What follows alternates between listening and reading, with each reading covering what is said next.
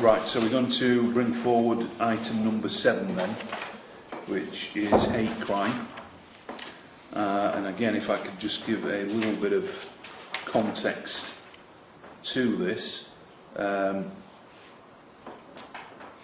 Obviously hate crime is something that we have stated very publicly we will not tolerate, and nobody should be subject to hate crime.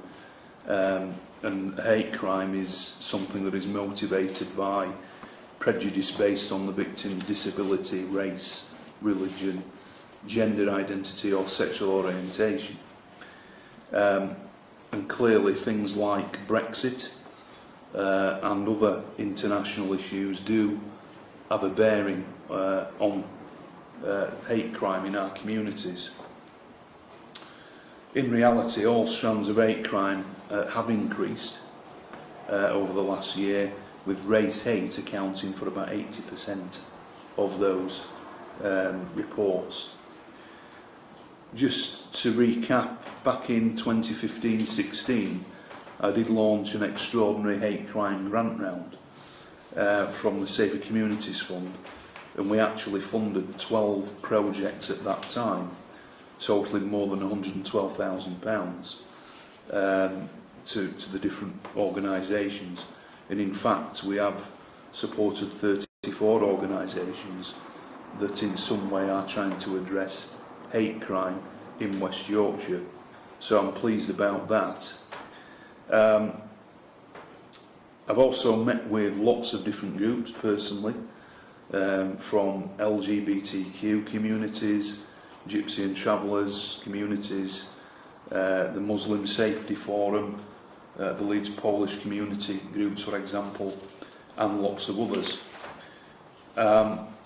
Also, earlier this year, I was at the launch of the new Kirklees hate crime strategy that was launched in Huddersfield, and also I will be supporting the launch of the Bradford hate crime strategy, which I think is this week. And again, through supporting the community safety partnerships in each of our 5 districts, have given £40,000 each to be spent particularly focused on supporting young victims of hate crime in each of those areas.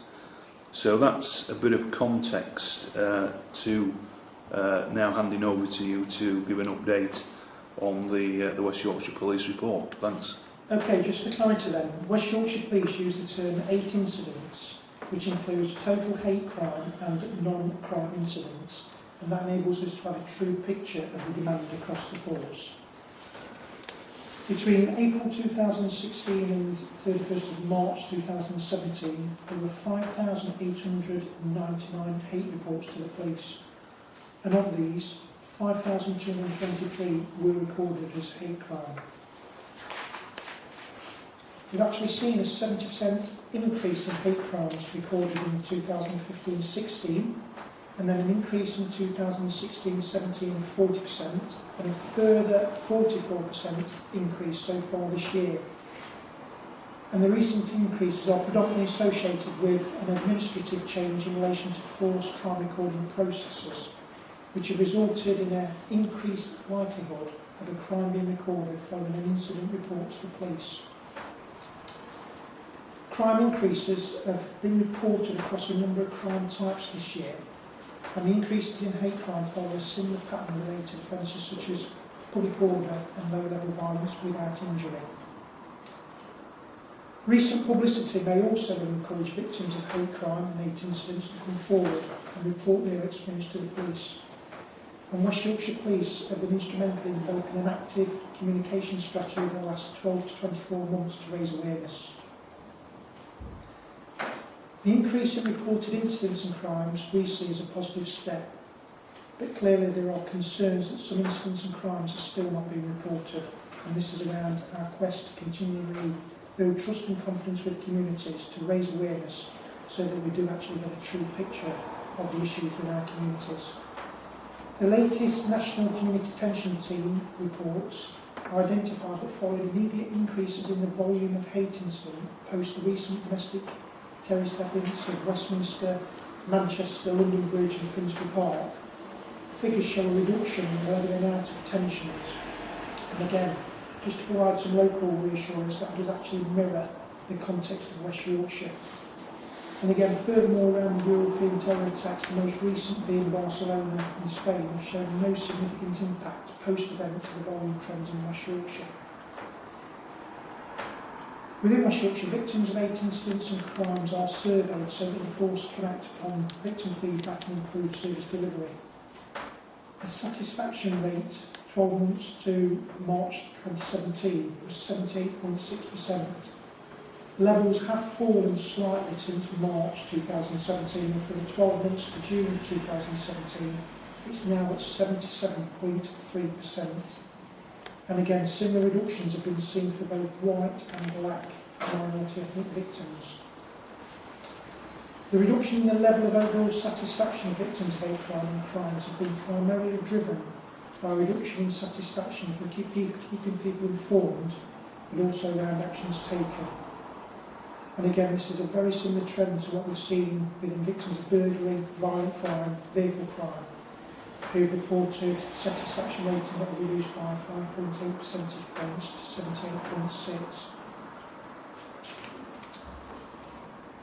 The vast majority of hate incidents are in fact related to race, and they account for 3/4 of all hate incidents across West Yorkshire. And again, this is very similar to the national picture.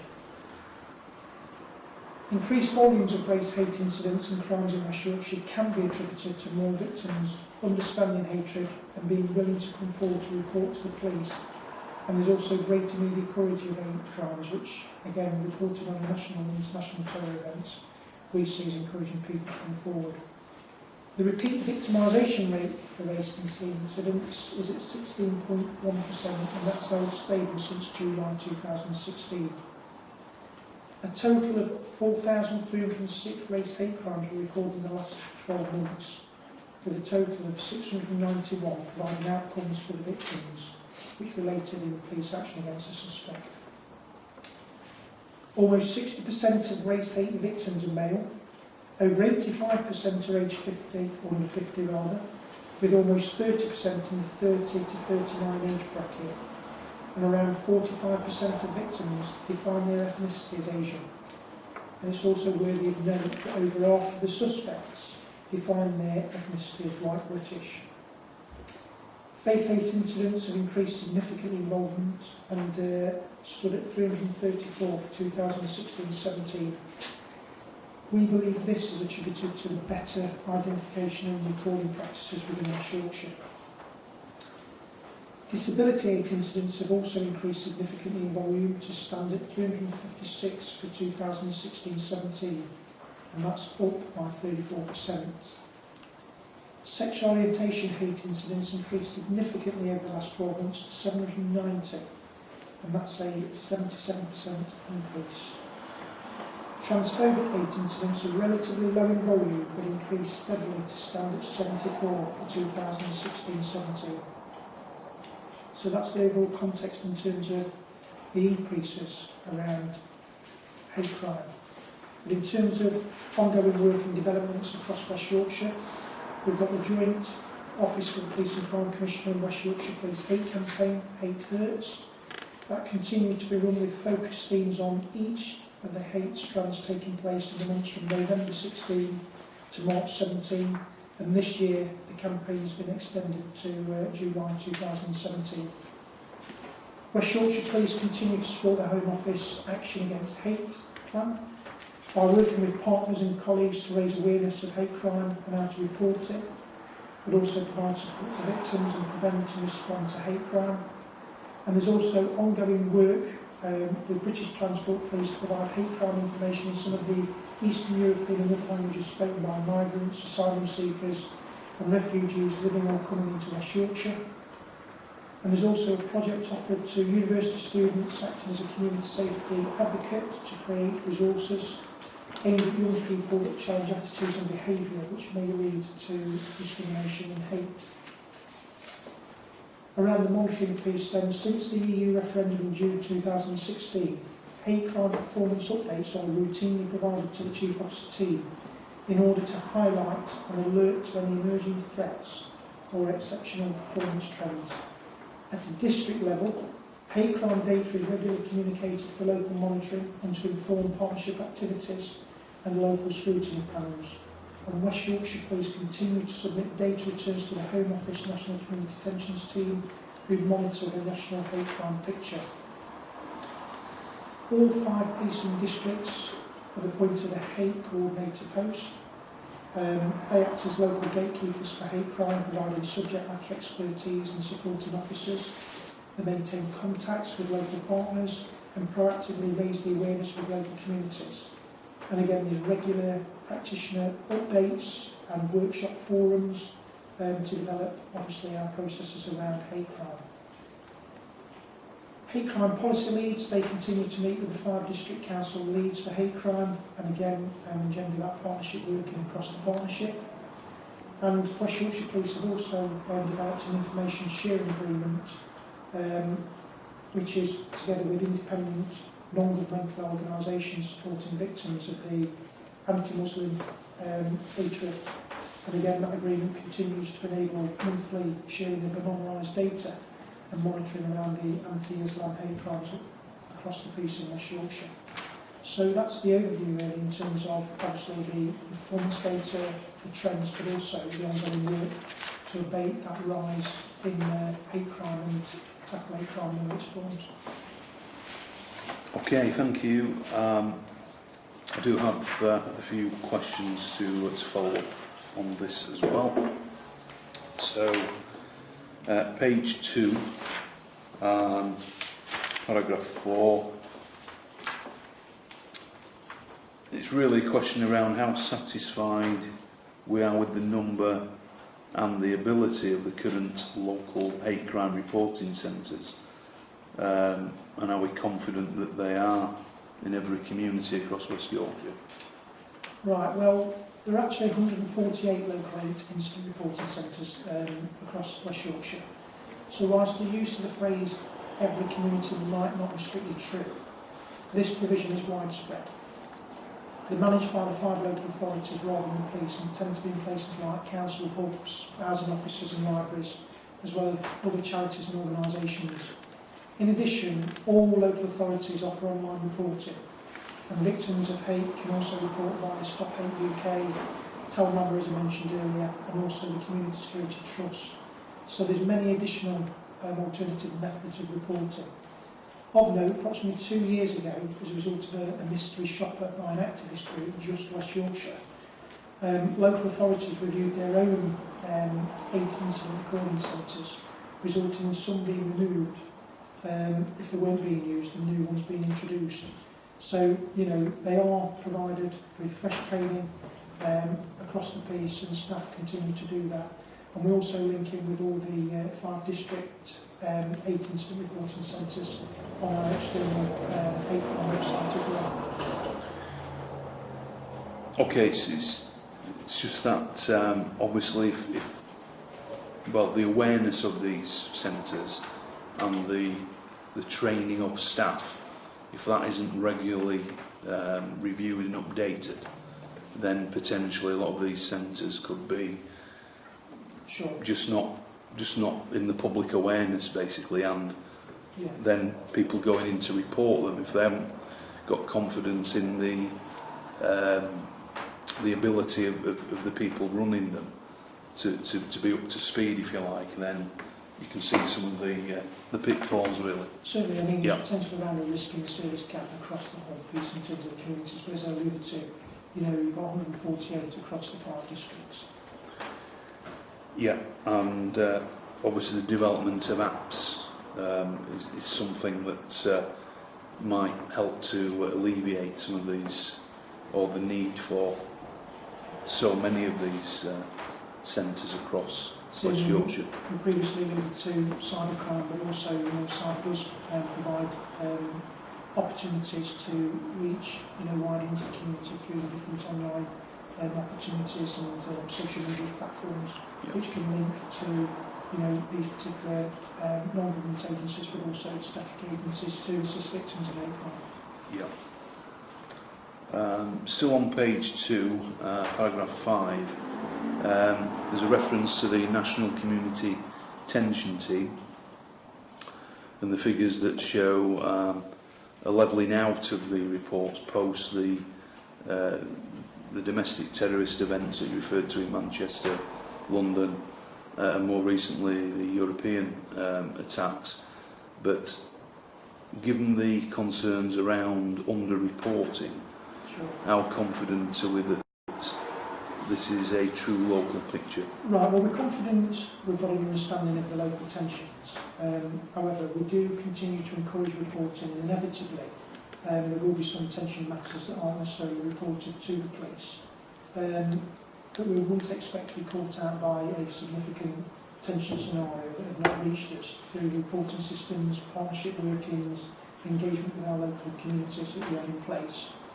Each of our districts have got an intelligence unit that gathers details of community tensions, which we task out and action our neighbourhood policing teams to deliver for us.